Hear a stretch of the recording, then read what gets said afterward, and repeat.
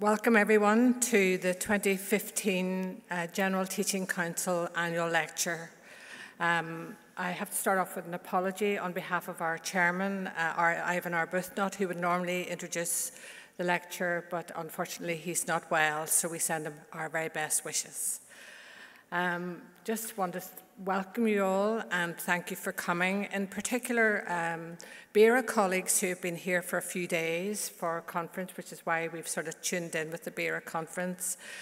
In particular, my GTCNI council members who give of their time all year round and very rarely get proper thanks for it. So thanks very much in particular for coming here today.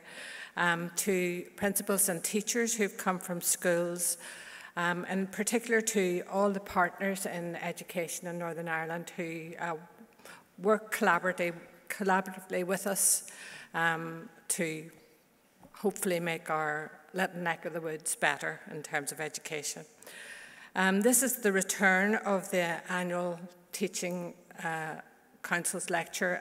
Unfortunately, we haven't managed to have it this last few years, so we're back on track, and we're absolutely delighted today that we have Graham Donaldson with us. But just to say that it's, the reason for the change in format this year was to fit in with BERA. The fact that this, for the first time, I think in 8 years, Ian, is it, since 17 years since BERA has been in Belfast. So we wanted to capitalise on that international audience that comes to the BERA conference every year. And we did that in a couple of ways during the conference. GTC put on 2 innovative sessions, one on the role of a case study of the Northern Ireland curriculum, which I did yesterday with Carol McGuinness and Mary McHenry from St. Louise's. How did that come out? From St. Louise's. And it was a fantastic session. And if I tell you that St. Louise's performance wowed 3 professors who are in the audience, and we think there might be a book in it, so that's something to look forward to. And this morning, I had the pleasure of working then with my 3 colleagues from the General Teaching Councils in Ireland, Scotland and Wales. So we've just come from that session, and the rogues are here in the front row, all 3 of them. So really delighted that they're here, and we're going to work again with each other tomorrow. So you're all hugely welcome, and in particular, obviously, Graham Donaldson, who we've made sing for his supper, so to speak, because we've already had him working at the seminar earlier on today. Now, they often say that prophets are rarely recognised in their own country in their own time. I'm glad to say that that is not the case with Graham Donaldson in Scotland. In fact, it would appear that Graham Donaldson has become a bit of a national treasure. You'll know that he's a very influential advisor to governments and NGOs around the world, and has led a major educational reviews, not only in Scotland, but also recently in Wales. You'll know that he began his career as a teacher in Scotland before becoming a member of Her Majesty's Inspectorate in 1983, and then head of the Scottish Inspectorate in 2002. And for the next 8 years, he was the chief advisor to the government, Scottish government. In 2011, I'm glad to say that when he retired, he stayed on in education, joined Glasgow University, where he's now a professor at the Robert Owen Centre for Educational Change. So I know that he spoke recently at the ETI conference in Newry, so we know that not only does he know Scotland well, he knows Wales well, but he also knows Northern Ireland very well. And I hope that this is just the beginning of a deeper engagement with Graham on a number of the challenges I think that we face here in Northern Ireland. So without further ado, I hand you over to Graham Donaldson.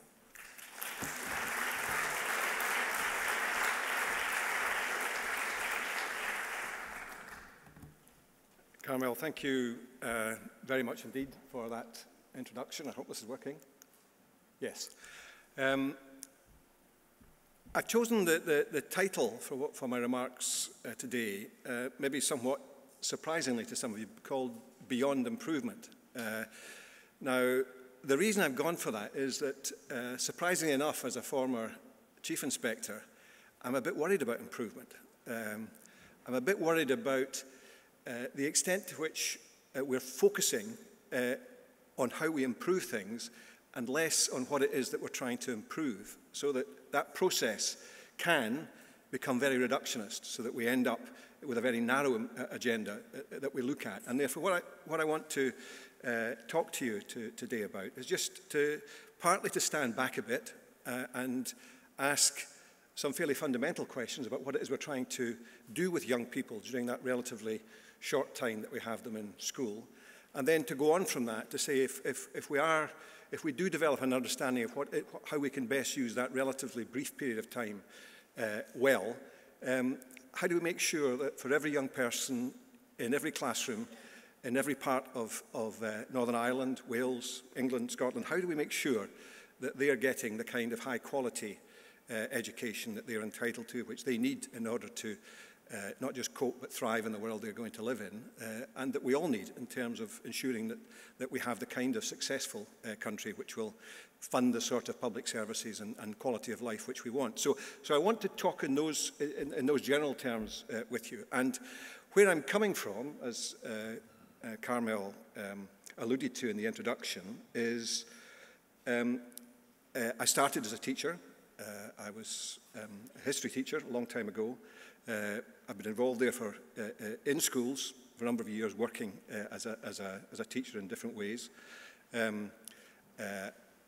I was involved for a while as an academic, working in Jordan Hill College of Education, as it was then. Then as an evaluator in national curriculum projects, I was involved in curriculum development at a national level. I moved from there into the inspectorate and spent 27 years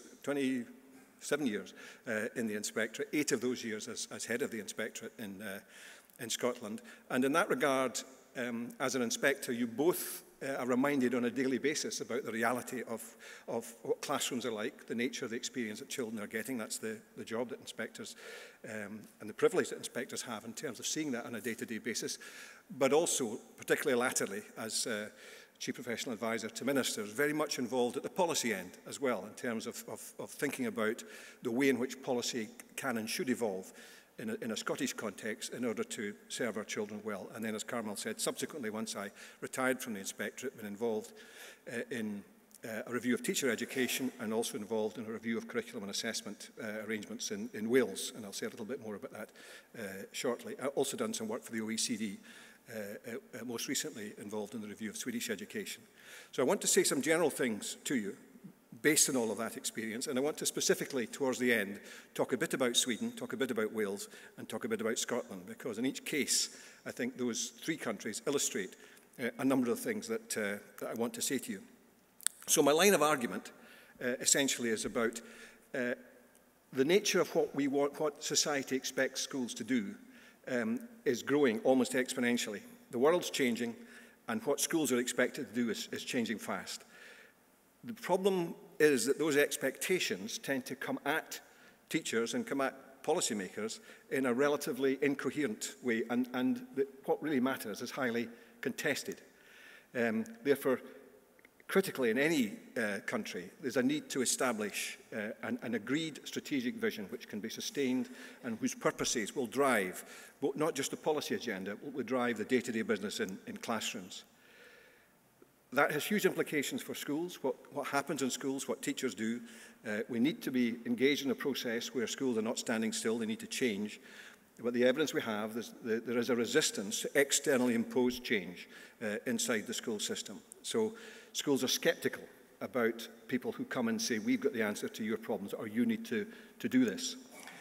And yet, increasingly, the evidence that we have is that if you don't actually establish not just the mechanics of what needs to happen, but actually capture the heart of the teachers and of the school in their commitment to what's happening, the ownership of what's happening, then the likelihood of getting real sustained change and improvement is greatly reduced. And that is about the capacity of teachers and the capacity of leadership and ensuring that they have the so-called agency in order to realise the confidence and competence which we're building up in our teachers.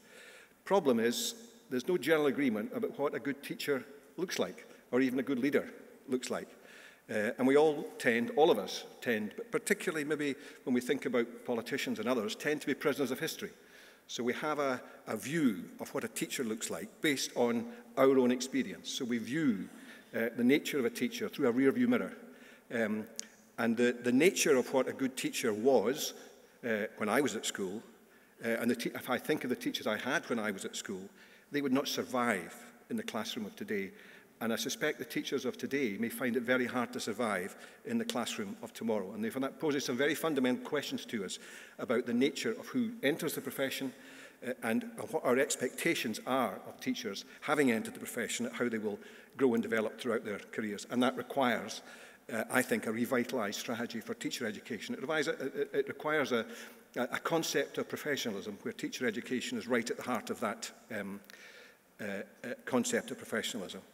And we've got to ensure that if we do that, that we have that enabling environment that allows those teachers who are developing that kind of confidence, that kind of competence, to be able to actually exercise, to use that in a way that's in the best interests of their children. And all of that is about the nature of the culture that needs to exist in our schools, in our authorities, and at a national level. And I want to suggest to you at the end that when we're thinking of a change model, that we should think less about faithful implementation of predetermined change and more about strategic exploration in terms of what's possible once we're agreed in the direction that we want to go in.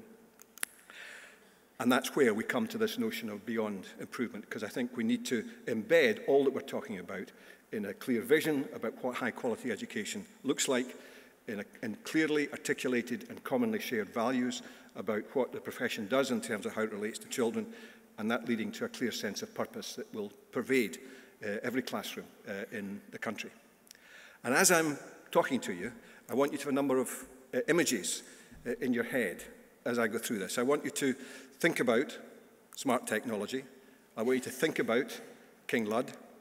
I want you to think about saber-toothed tigers. I want you to think about the Vasa warship.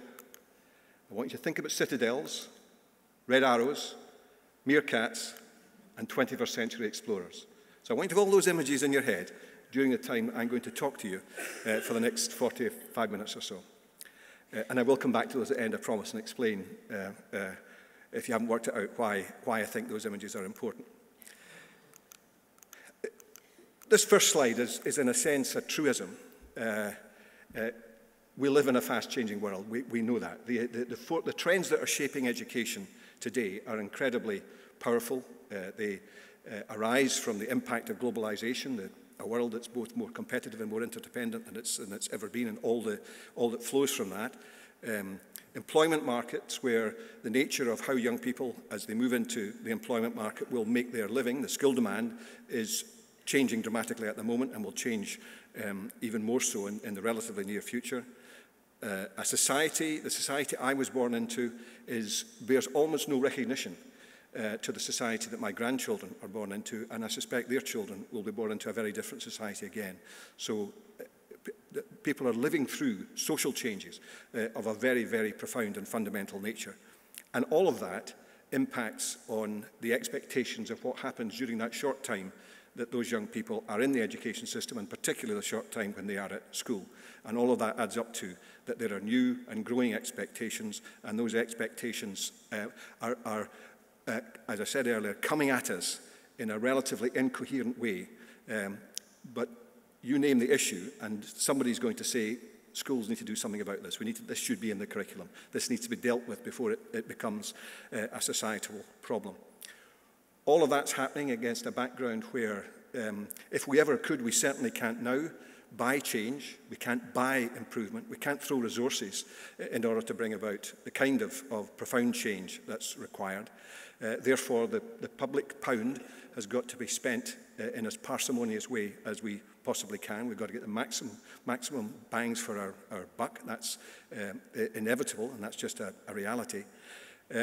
So we've got this paradox of the pressure for change is growing dramatically, And the mechanisms we have for trying to encourage people to change through incentivizing that change are less and less than they probably have ever been. If I think back to the early part of this century, in a Scottish context, didn't feel like it at the time, but that was a golden age in terms of the money that was available for education. We, in Scottish context, we didn't use that money well enough in order not just to use it to increase the resource, but to make sure that the increase was actually leading to improved quality in terms of the education that our young people were receiving.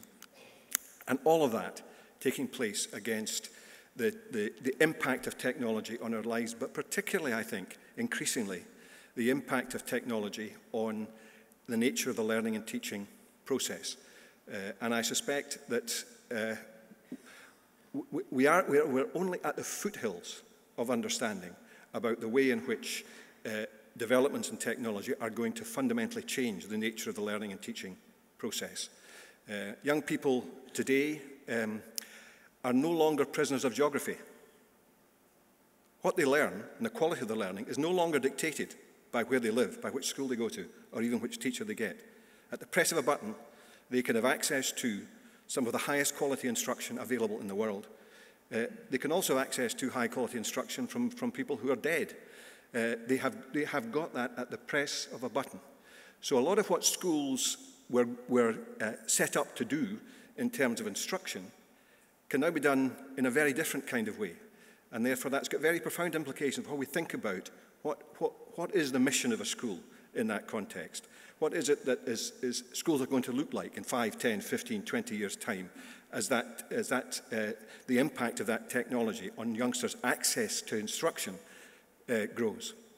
A question for us to think about, a very profound question, but it goes back to when I was talking about teachers, because the youngest teachers who are entering the system just now are still going to be teaching in the second half of this century. Now, how are they going to have to grow and develop as professionals in that 40 or 50-year career, given all that I've just been talking about? And therefore, if we don't now think very hard about what the nature of the nature of the people who are entering the profession, the skill set they need to have, the attitudes they need to have to their own learning, if we don't think about that very carefully and nurture that very carefully at this stage, then we're going to have teachers who are going to find it increasingly difficult to cope with the sort of changes that will be integral to the learning process. 2 or 3 slides which just basically all say the same thing, so I'll not labour them. But it's skills of the future. It'll be very different from those needed today. Prime Minister of Singapore. A book by economics professor Tyler Cowen in the States called Average is Over, which essentially is saying if what we are doing in the school system is having young people leaving the school system with the kind of skills that they are going to equip them to compete with technology, then they're very quickly not going to have a job. That what we have to do with young people during the time that we have them in school is to increasingly ensure that they understand not just how to press the right buttons, not just to know what apps to use, but they have to increasingly think of the digital technology as a language, as a way of thinking, as a set of processes, because that's what the employment market is increasingly asking for, is people who bring not just the capacity to use whatever the particular program might be, but who actually can use technology, use the digital world creatively. Be able to mix technical knowledge to solving real-world problems is the key. How far have we really grasped the implications of that for what we do in the curriculum in schools in terms of how we're preparing young people for the future?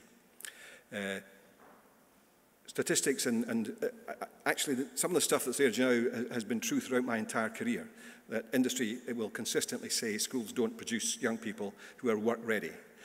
And the response is, well, actually, it's not necessarily our job to produce young people who are work ready. We've got a much bigger set of responsibilities than that. But we do have to be aware of the concerns which are expressed by the business world about the nature of the skill set which young people are bringing to the workplace. And a whole range of observations made in the CBI survey this year about their perception of both the skills that are required and the nature of what they then think schools ought to be doing.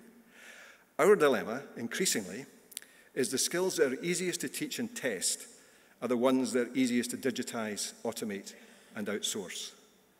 And that's got huge implications for the nature of the curriculum and for the nature of how our teachers engage in the learning and teaching process and what we're trying to achieve through that process. If we don't do that, then the countries we are going to be a part of those countries who are not the high imagination countries. We're going to be part of those countries that are not engaging with the reality of what the high value added end of 21st century is about. And that means, I think, if you distill a lot of the things that are around us now in terms of what does that mean for schooling, what does that mean in terms of what we do with young people while they're at school, that the whole emphasis in our curriculum has got to be about deeper conceptual knowledge, deeper conceptual understanding. It's got to place a greater emphasis on connected and coherent knowledge. We've got to be clear that the kind of things that we're doing are genuinely authentic, that they relate to the world as it is today, not as the world that maybe it once was. That creativity and problem solving, the ability to use your learning, to deal with the unpredictable, is the key both attitude, mindset, and also the skill that young people need to have, as is the ability to work in collaboration and to learn in collaboration. But also of critical importance is the whole mission of the school in terms of helping our young people to leave school having developed their own ethical system and their own value systems, so that they're going to approach some of the very complex issues, and we see them just now in terms of migration, see it in spades in terms of migration just now. Young people who are able to engage with some very, very complex issues where ethics and values are right at the heart of those issues, and we mustn't run away from them in the context of the school system. Otherwise, we produce young people who, as adults, are very susceptible to whatever the particular newspaper proprietor's views of the future might be, or what the media tends to do, or what comes through in the crowd components of social media. So that business of having that ethical and value system and having the personal agency, having the ability to use all of that in a way that allows you as an individual to take control of your own life, to feel much more in control of your own life, to be able to understand the factors that will promote well-being, your well-being, and well-being more generally. Mark Priestley and Gert Biesta, in the book they published in 2014, talk about when we look at the curriculum internationally across the world and historically, you can see on the one hand curriculum which is basically consisting of what children need to learn about. I suppose probably one of the most obvious examples of that would be the 1988 national curriculum, which essentially was, it's very important that these X subjects, 10, 11, 12 subjects, we define the programs of study, that defines the curriculum, what they need to learn about. And at the other end of the spectrum, you've got a curriculum, approaches to curriculum design which are increasingly about what children will become as a result of their time at school.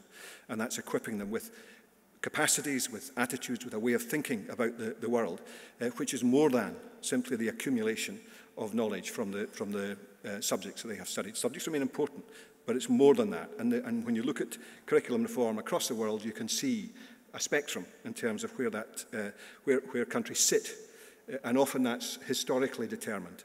Often there's a lag where the rhetoric will be towards what they become end of the spectrum, and the reality is towards the subject end of the spectrum. We haven't really thought through and addressed what that really means in practice.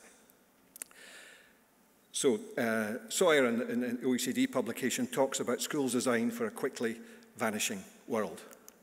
OECD itself, quite starkly in its 2008 publication, schools continue to operate as they did in the earlier decades of the 20th century. That's across the OECD countries was the perception that they had. And they talk about it's not just a successful economy, effective cultural and social participation, and for citizens to live fulfilling lives. How then do we affect what's happening in a school and in a classroom on a day-to-day basis? If there's a need to change, how do you actually achieve change? And everyone in this room will be very well aware of the evidence and approaches, and I've tried to capture that in the notion of there's a set of things that we do which seem to see the classroom and the school as a kind of citadel to be stormed. That what we need to do is do things, put things in place on the outside which make things happen on the inside. And there's a whole variety of ways in which we've tried to do, our policy has tried to do that over the course of the last 30, 40, 50 years. Politicians discovered the curriculum somewhere in the late 50s and early 60s, and what we've seen in the period since then have been increasingly strident efforts to influence what happens in schools on a day-to-day basis, starting with what you see the alliteration's a bit torture, but nonetheless, it's meant to make it reasonably memorable. But package and push, the notion of what we need to do is to identify where change is needed. We need to package good practice about that, and we need then to push that out into the school system. Then people will adopt that good practice and things will change. Sometimes called spray and pray. You just put it out there and you hope that that's going to happen. Worries that actually leads to coalitions of the willing, that those that want to do it, those who don't. And most actually do something in the middle where these, and I well remember it back in the 70s in particular, some very extremely good packages were produced by Schools Council in England, produced by CCC in Scotland. But what teachers did was not to actually take the package as a whole. What they did was say, I like that resource in the package, take it out, and that was then used in the context of what they already did. It didn't change practice. Helped a bit in terms of maybe getting better resources into the classroom, but didn't actually have the kind of change that was envisaged.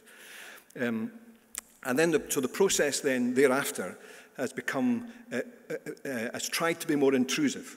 So direct and demand, if we took the national curriculum again, what we'll do is to legislate. What we'll do is to put it in legislation and say, you have a legislative duty to do this, and we'll put in place accountability mechanisms and measurement processes that tell us whether or not you're actually doing what the legislation says that you ought to be doing. And we'll get increasingly sophisticated in terms of the management techniques. We'll import business management techniques into school because you're pretty sloppy at how you run things anyway. And what we need to do is you need to get better at school management. And we can see that, the evidence of that, again, over particularly the last 20 or 30 years. Another way of trying to influence it is to put incentives in place. Some countries that's performance-related pay. Or you create a market and you say, you're going to have to change because if you don't, the kids will all go elsewhere and your school will close and you'll be out of a job. Therefore, nasty things will happen if you don't operate in the context of the market. And if all of that fails, we'll restructure. We'll change the context and we'll assume that restructuring is going to bring about the kind of changes that we want to see. And throughout all of that, there's a pervasive tension between the desire to have an immediate impact, to see something happening here and now, and the reality that if you're really going to change fundamentally what happens in schools, that's a long-term project.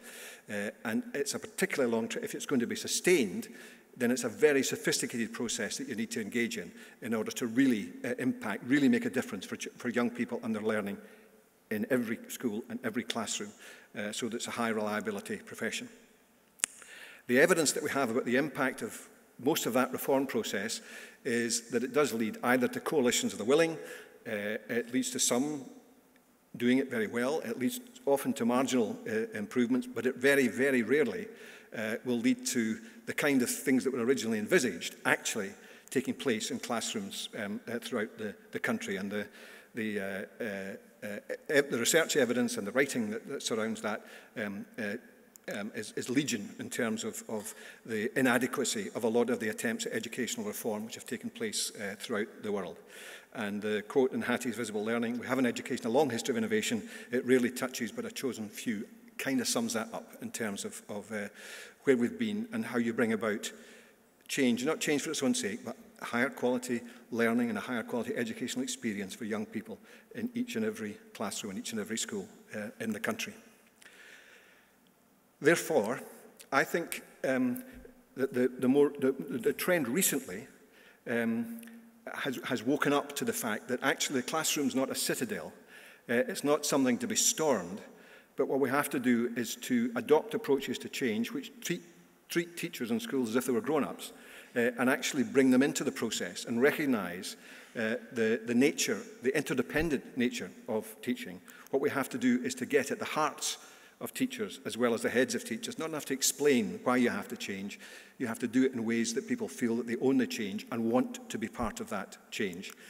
And that will be encouraged if we encourage people to address those issues together, teacher to teacher, school to school, and across professional groupings. So that notion of hearts and heads, networking and nourishing, and the image I've used for that instead of a citadel is the red arrows. Highly interdependent, they depend on each other, but by goodness, if they get it right, it's pretty spectacular. And that's the image I think that we need to think about in terms of how we move forward. And underpinning all of this, I think, subliminally, if not explicitly, are assumptions about both teachers and schools. And teachers, at one end of the spectrum, the optimistic end, teachers are trusted and self-motivated professionals whose potential needs to be realised. At the other end of the spectrum, they're part of a basically competent but self-serving workforce motivated by extrinsic rewards and sanctions. And if you think about the ways in which change is thought about, it spans that spectrum. Similarly with schools, good environments for learning, needing greater freedom and better leadership, or conservative organisations are slow to respond and in need of radical transformation. And if you look at the policy agenda, the way that policy mix is working in a whole lot of different countries, you can see mixes of those views at work, and certainly at work in terms of the policy debate. So the question, if it's hearts and heads and network and nourish, if that's the bit that we're trying to do, to actually have the process of change and the driving up of quality is going to really be sustained, then we need to grow a lot of that more from the inside out rather than from the outside in. Not exclusively, it needs to be a bit of both, but a lot more of it has to happen coming from the inside out, that teachers need to feel that they're engaged with it. And that means, going back to what I said at the start, there are questions about, well, what kind of teachers are we then talking about? What kind of people need to be in the profession as we move forward? And one of the quotes from Dylan William is the optimistic quote that his belief is that teachers can continue to make significant improvements to their practice throughout their entire careers, so that the notion of professional development, professional growth, Dylan is saying, should lie at the heart of what we're doing in terms of bringing about change. And again, there's loads and loads of research, which you're as familiar with as I am, about the nature of the impact, the difference in impact between having a youngster having a good teacher and a youngster having a much less good teacher. And therefore, if we're going to have a high reliability profession, we've got to think very carefully about how as we ensure that that gap is minimised. Part of the problem, and again it's a piece of research that's quoted in John Hattie's book, which is interesting. It says 85% of teachers are resistant to change what works for them. 85% of teachers resistant to change. If you stop at that point, it's worrying. If you finish it off, it's less worrying. Actually, in some ways, it's a positive thing. But what it's really saying is that teachers are rightly sceptical. They're rightly sceptical about things that come from the outside and say, you've got to change. Because they're thinking about what they're doing with their children. And if it's working in their current context, then in order for them to change, they've got to believe this is going to be significantly better. And that means they, I think, have got to feel that they're helping to shape it and make it fit in their context with their children. So if we then think about any teacher or any of us, what is it that is highly influential in terms of how we think about how we should teach? Now, one of the things which we can't control is partly it's where you went to school. Partly it's the teachers you had at school, and all of us then have images that have grown up in terms of, for good or ill, of teachers that we had at school. And presumably if people go into the teaching profession, the images of the better teachers are the ones that they want to aspire to. And we haven't been good in teacher education at giving teachers the language to go beyond relatively superficial discussions about the nature of the learning and teaching process. And to some extent, there was a period where that was being reinforced dramatically, and it was all about classroom performance. It was all about learning to do the kind of things that work in the classroom. What that doesn't do is to encourage the teacher to reflect as to whether or not those things that they're being told are the recipes they should be applying actually are the right recipes for their children and their context, and whether they can talk about that with colleagues in a way that goes beyond exchanging tips about what you might do in order to get better results. So a lot of the nature of the discussion, we haven't actually got the language. We haven't developed the language that allows the kind of discussion which will lead to the sort of significant changes in learning and teaching which we need. And therefore, when you look at all of that, there's an enormous chance factor in terms of what a teacher's actually going to be like and what their benchmark standards are of what a good teacher looks like. And I think one of the challenges facing policy and facing all of us who are involved in both teacher education and research is to say, how can we reduce that chance factor? What is it that we can do that means that the quality of what a young person gets is much less influenced by these various chance factors, which can have very powerful influence in how somebody thinks about themselves as a teacher. And one of the things, this is true in a Scottish context, but not uniquely in a Scottish context, one of the things that really worries me is the extent to which there are there's a significant number of schools and teachers who are reluctant to take student teachers, who think they're doing the university a favour if they take student teachers. Now, I think we need to completely reverse that psychology. I think it's a professional obligation to take a student teacher and to be part of helping that teacher to grow as a professional. And if you don't take a student teacher, that's because you're not good enough. At the moment, it's exactly the other way around. And the universities are often scrabbling around to try and find context. And if you think about it, going back to that chance factor, if we're not exposing those new teachers in that very first period of their engagement beyond their own experience at school, if we don't expose them to high-quality benchmarks, high-quality examples of what it means to be a teacher, then the message is whatever they're seeing is good enough. And the university's putting you there, so obviously it must be good enough. The university thinks it's right to put you in that kind of context. So we've got a real issue, certainly in a Scottish context. Ken and I have talked about this in terms of the nature of school placement. I would ban the term teaching practice. I don't think that's why students are in school, simply to practice teaching. They're learning much, much more about the nature of what it means to be a professional educator in the 21st century, and we should put them into contexts that make that much more likely to happen. So, all of that means I think we're in a situation where there are far-reaching implications for the nature of learning and teaching, and what it means to be a good teacher is highly contested. And the three quotes I've got on the screen give you the spectrum. One end of the spectrum, and it's not good to bad, it's just one end of the spectrum would be represented by the quotes from Anthony Seldon, who essentially is saying if you've got a good mastery of what you're teaching and your attitude is right, and I like the cut of your jib, then I'll employ you. That's all I need in order to have somebody that I'm happy to be working with the children in my school. Tim Brighouse takes that a bit further and says, actually, no, there's much more to it than that. And then the other end of the spectrum, you've got teaching as a profession that entails reflective thinking, continuing professional development, autonomy, responsibility, creativity, research, and personal judgments. The first and last quotes could not be further apart in terms of thinking about what it means to be a teacher. And again, you can see in the policy environment in different countries throughout the world, all of that, all three quotes will be represented in different mixes in those policy environments. And the quote on the screen is back to this business of what does a teacher need to look like now? And I think that's different from what a teacher needed to look like in the past. Some things are eternal, but there are a whole new set of competencies which teachers need to have. I thought of subtitling the report, Teaching Scotland's Future, Goodbye Mr. Chips, because I think we need teachers that might have been very good teachers in the past would not necessarily survive very well in the modern classroom or in the classroom of the future.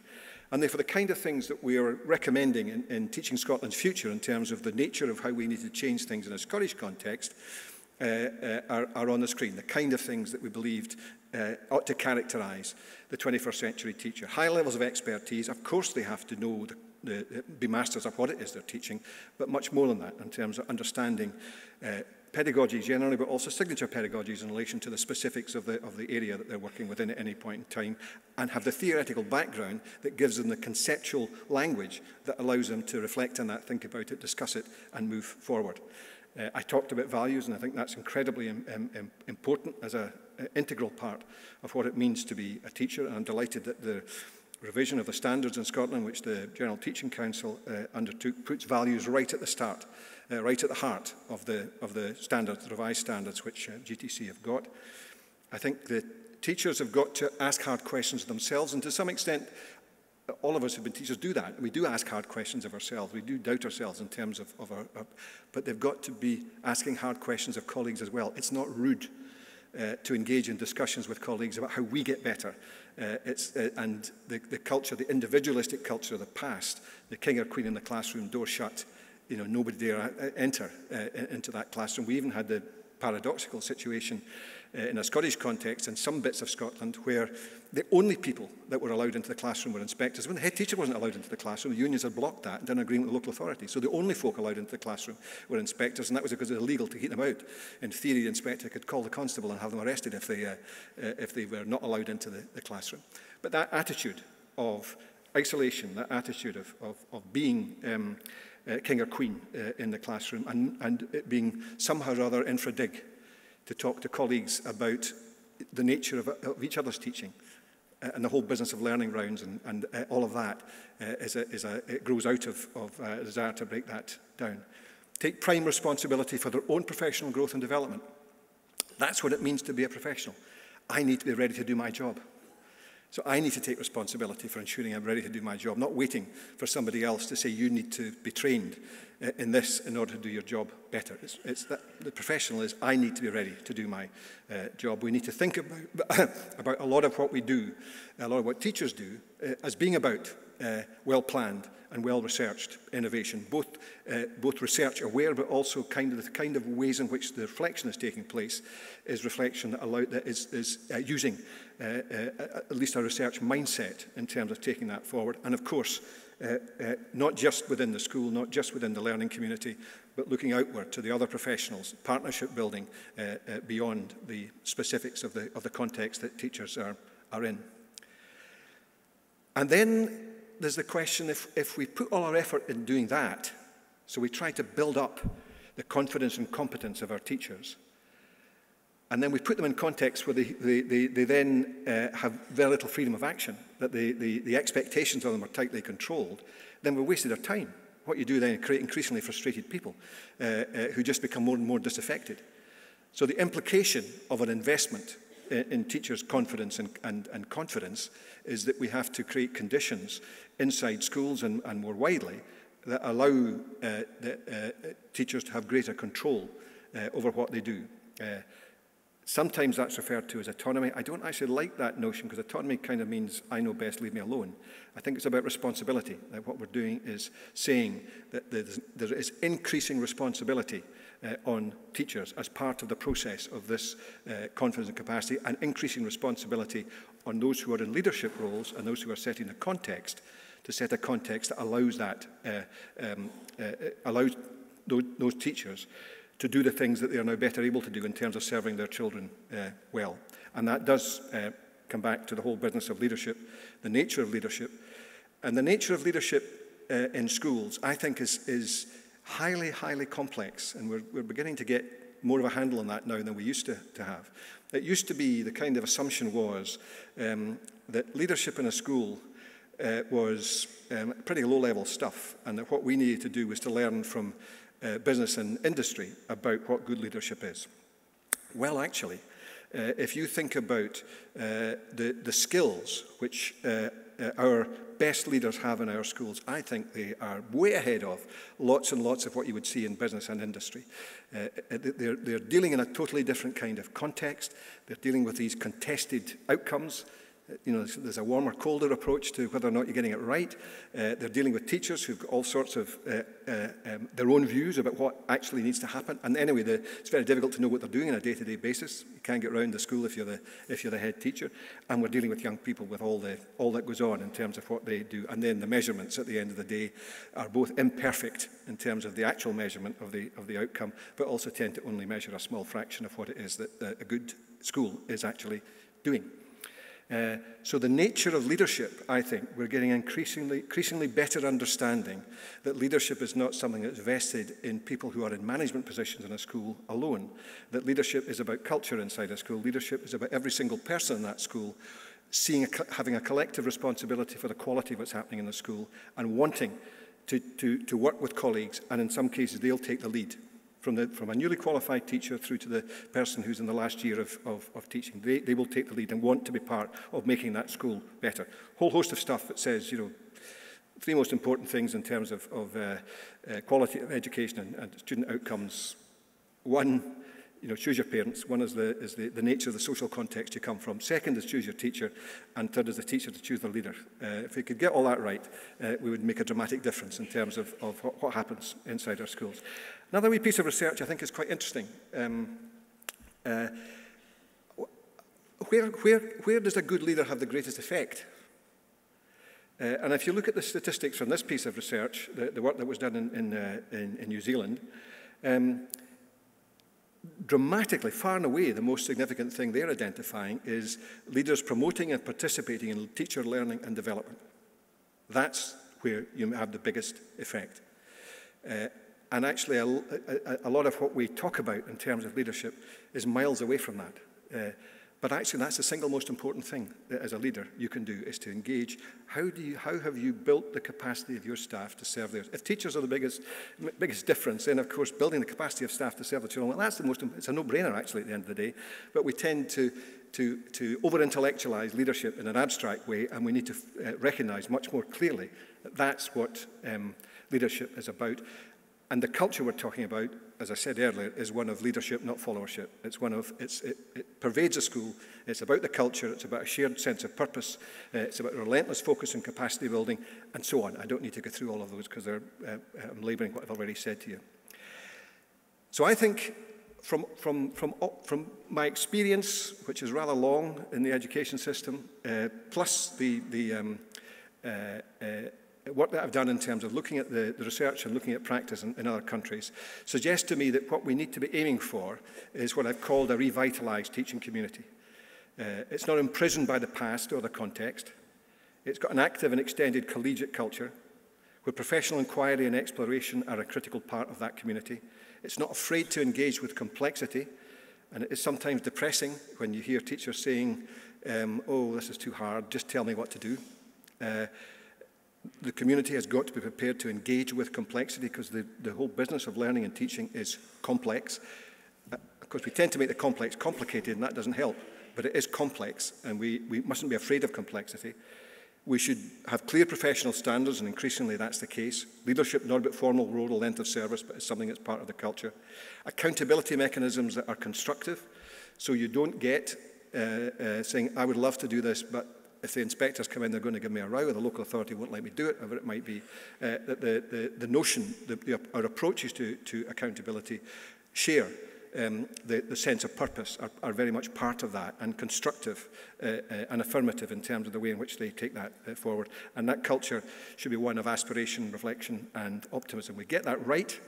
We do get, I think, a revitalised teaching community, and we will, I believe, then get better experience and outcomes for our young people. I want just quickly to talk about Sweden, Wales, and then Scotland before I finish. Sweden's really interesting. Sweden is really interesting because often it is held up as being an example of that we should aspire to as an education system. Sweden is a country educationally in crisis, and the Minister of Education has said so. He recognises that Sweden educationally is a country in crisis. I won't go through all the specifics of how they got there, but essentially in the early 1990s they went from one of the most centralised to one of the most decentralised systems in the world. They did that almost overnight. passed a piece of legislation which gave responsibility for education to 280 municipalities. They had responsibility for education too, and some of them, as you can imagine, are tiny, spread across that huge landmass of Sweden. They set up, they created a voucher system so that youngsters, there was a sum went with every youngster, which created the market in schooling, and that market was further enhanced through the creation of free schools. And the free school structure in Sweden, you're allowed to make a profit with your free school. So if you can run the school more cheaply than the total of the voucher money you get, then that's your profit. And you can, that's something which is seen as legitimate, although we're beginning to worry about that now. And what we've also seen over the period from 2000 to 2012 is that Sweden is the country that's fallen further than any other country in the OECD PISA rankings. They've gone from a high-performing country to a low-performing country in 12 years. Now, what we can't say is that's because of what they did in 1990. That would be wrong. But what we can say is what they did in 1990, which they said would drive up standards, manifestly hasn't done so.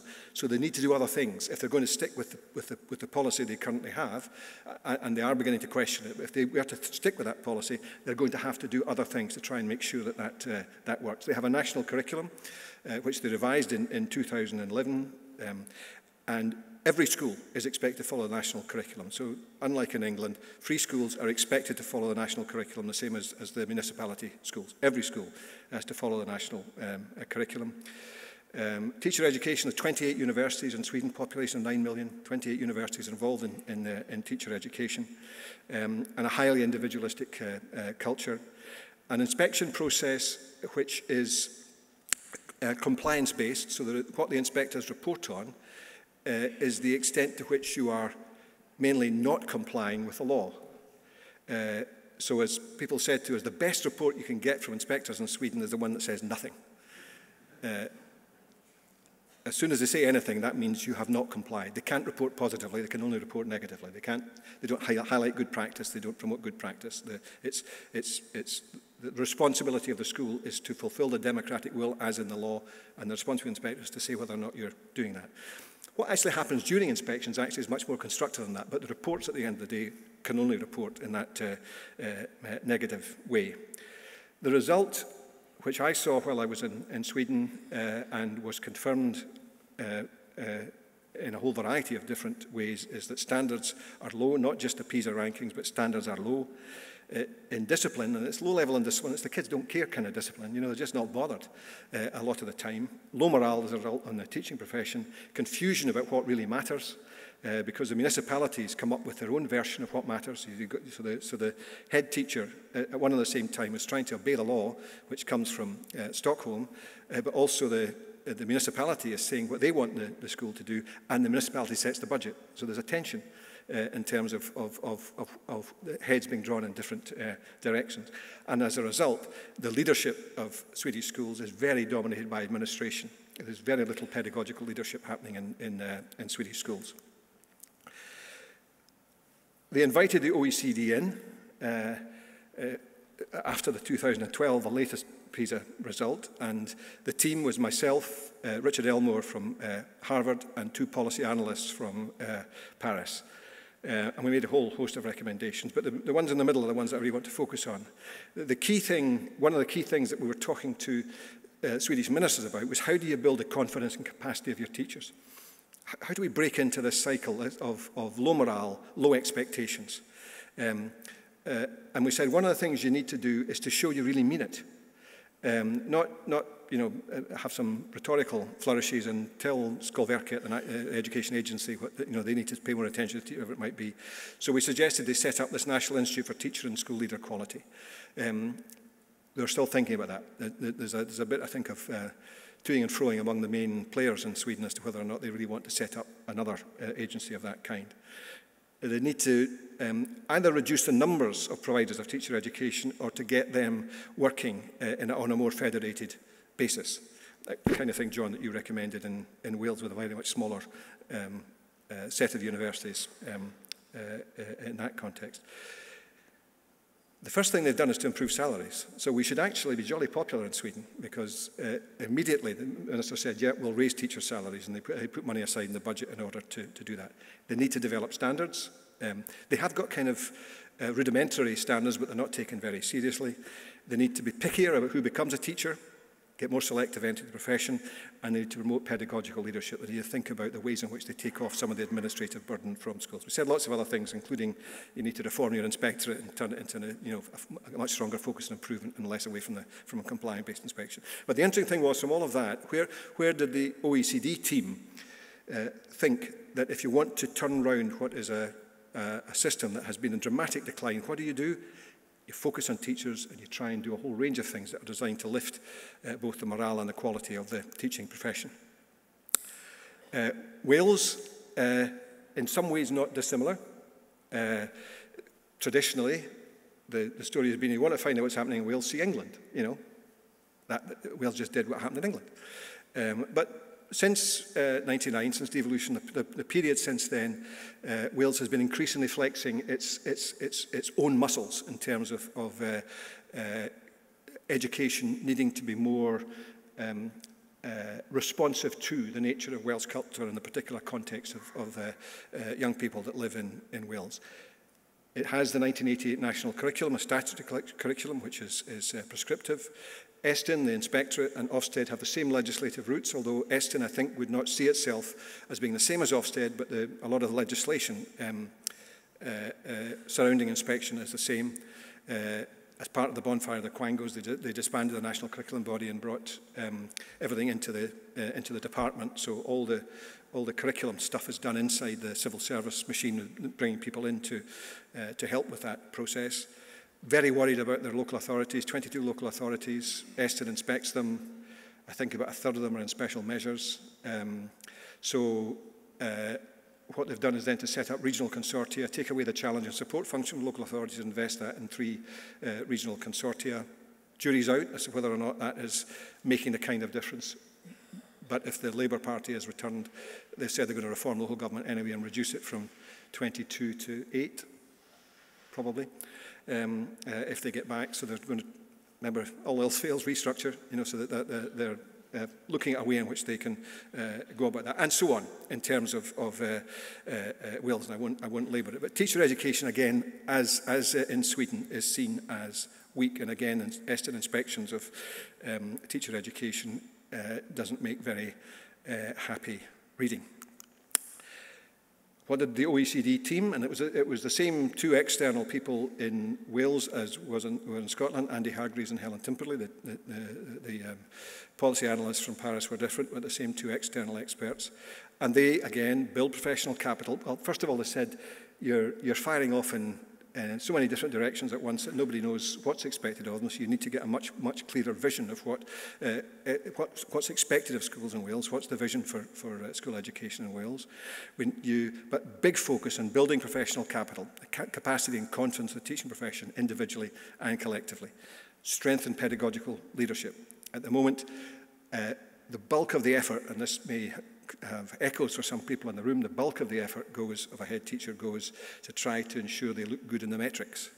That's the nature of what you do, is try to make sure that the way the numbers come out, that your school looks okay in relation to that, with all the perverse effects that can produce. So we need to strengthen pedagogical leadership inside Wales, and that with that goes a much clearer view about the nature of accountability and the way in which assessment should relate to accountability.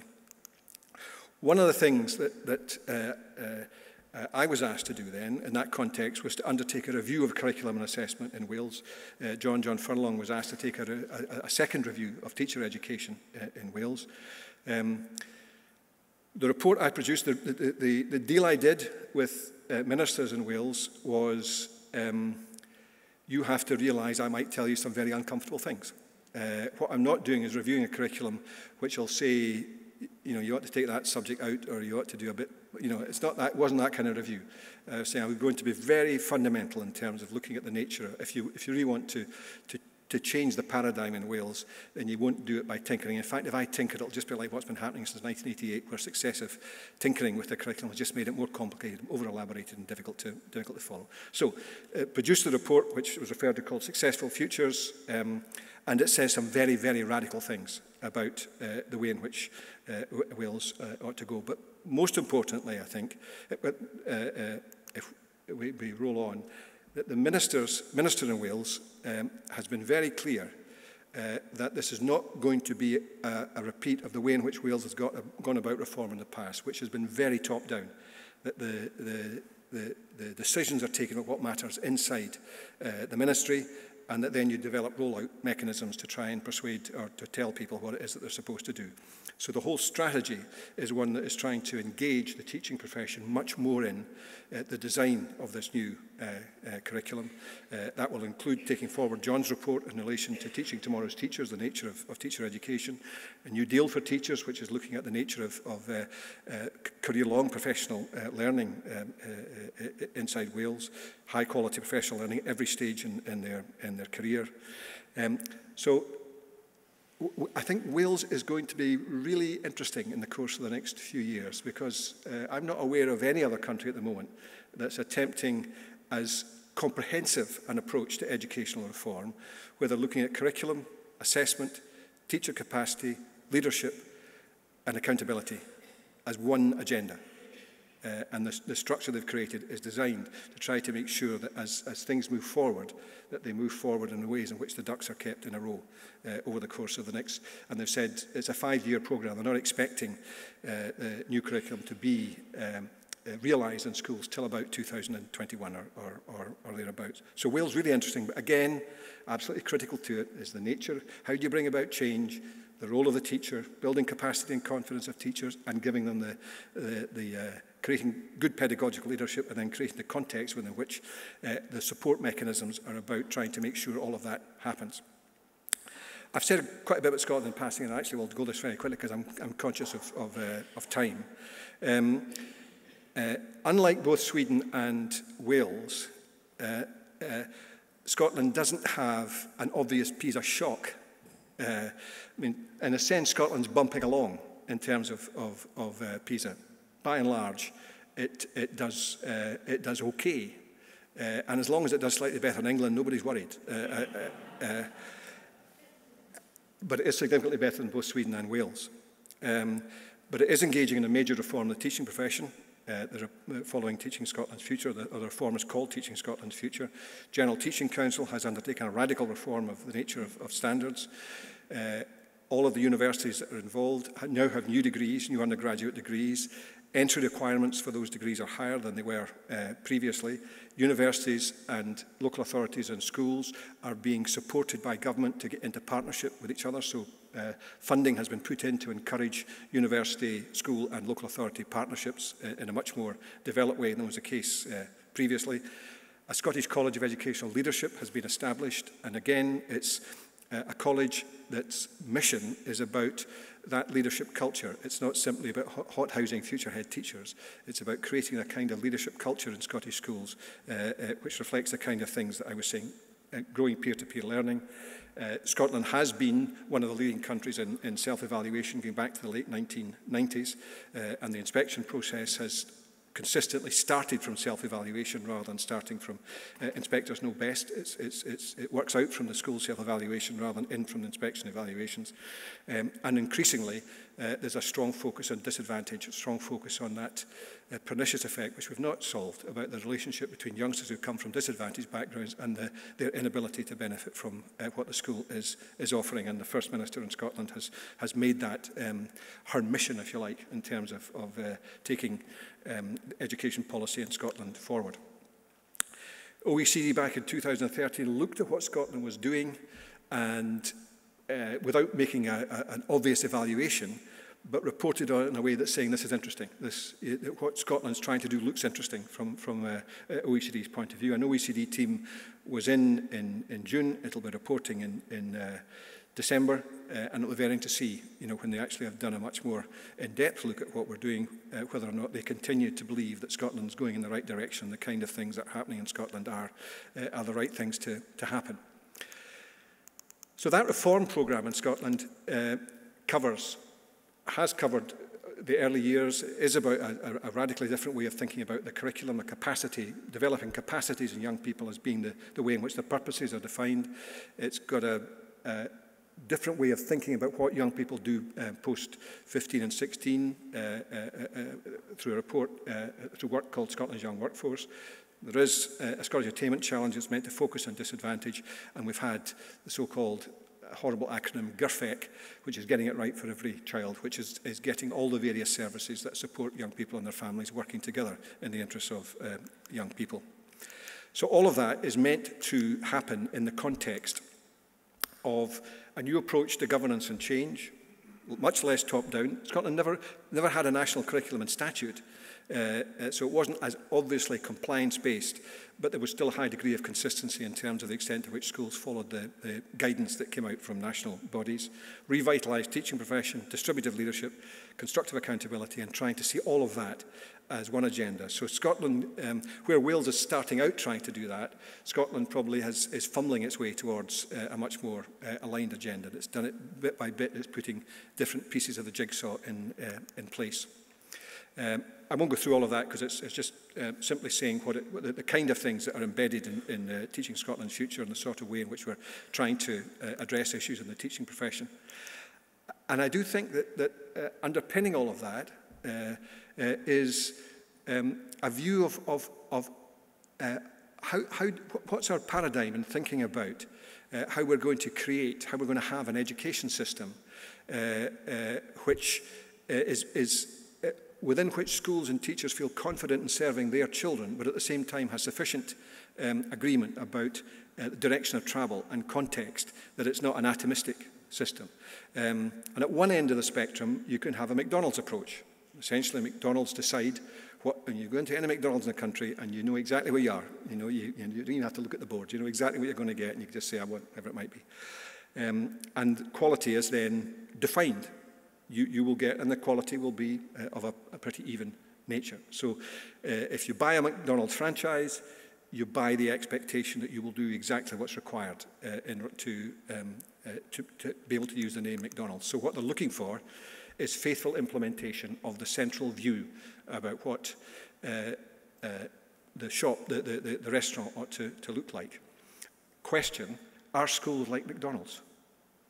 Is that the paradigm that we need to have? If only we could dream it up at the centre and every school did it the way McDonald's do it. Would that be a good thing? That's a rhetorical question. But actually, I think, given all that we're talking about in terms of the way in which we need to have a much more organic approach to change and raising quality in an education system, that we need to have more humility about the nature of change and recognise that once we've agreed in the direction we want to go in, we're actually talking about exploring what's possible in our context with the resources that we have available to us, and what do we need to do in that exploration to build up our capacity to do better.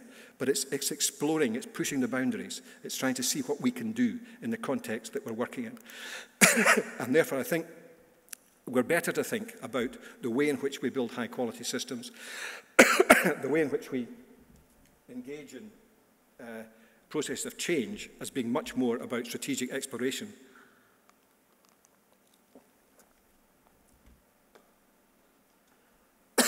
and about faithful implementation.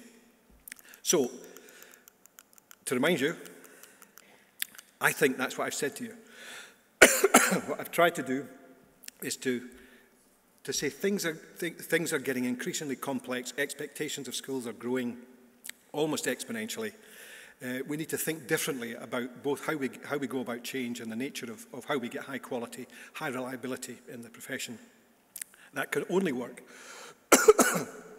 through building capacity of our teachers, content capacity of our teachers and of our leaders. That means a revised strategy for teacher education and beyond. It means we need this ecological approach to teacher agency so the environment recognises the interdependencies and all of that. And we need to get this notion, I think, of strategic exploration rather than faithful implementation. And that takes us, I think, beyond an improvement paradigm So it's not just about how do we get better, because improvement, you can improve what you currently do, and a lot of our focus is on that, or you can improve by doing different things, or you can improve by a mixture of the two. And if we focus simply on improving what we currently do, we actually make the other two more difficult, because you tend to get a reduction to the metrics. You tend to get a reduction to things that are about a very narrow definition of what is improvement. And I think we do need to reassert the whole nature of what schools and our education needs to provide for our young people. So back to the images. Nearly finished. Back to the images. First one's pretty obvious. Technology, smart technology, is changing the rules of the game, and we need to be aware of that. That means we shouldn't be Luddites. Handloom weavers in the early 19th century, Ned Ludd, eventually called King Ludd, leading the workers in terms of breaking up the machines in an attempt to stop that process. We really don't want, I think, to paint ourselves in the role of 21st century Luddites in relation to the nature of education. Saber-toothed tigers, there's a long story here and I'll do it the very short version, but Harold Benjamin, I think back in 1939, wrote a satirical piece about saber-toothed tigers, and essentially the line of argument was, back in the Stone Age, Paleolithic times, the elders of the tribe were faced with the question that there was a mismatch between what children were doing and what they would need to do as adults. So they decided that they needed to get much more organized about education for the young people in the tribe. And so they identified what are the really big issues that we need to be sure that every young person is able to address. The issues surrounded, they had three of them. One was about you had to be very good at catching fish with your hand, handheld hand catching of fish. You had to be very good at knocking the small ponies in the head so you could get food from the ponies that were roaming about all over the place, and you had to get better at protecting yourself against a saber-toothed tiger. So you had to learn how to use flame in order to distract and get rid of the saber-toothed tigers. Through time, the saber-toothed tigers died out. And the radicals in the tribe went to the elders of the tribe and said, this stuff we're doing around saber-toothed tigers, we don't have any saber-toothed tigers anymore. Are you sure that's the right thing to do? And the response was, of course it's the right thing to do. Understanding how to protect yourself against saber-toothed tigers is an eternal skill that everyone needs to have. And there's so much that lies behind that of course we need to keep on doing that. And of course the message is we must be careful about the saber-toothed tigers. We must be careful about those things that we keep on doing, because in Scottish terms, they've aye been. We do it because we do it. And perhaps be a bit more willing to say, well, actually, the game is moving on, and that doesn't just mean putting more in. It sometimes means taking something out.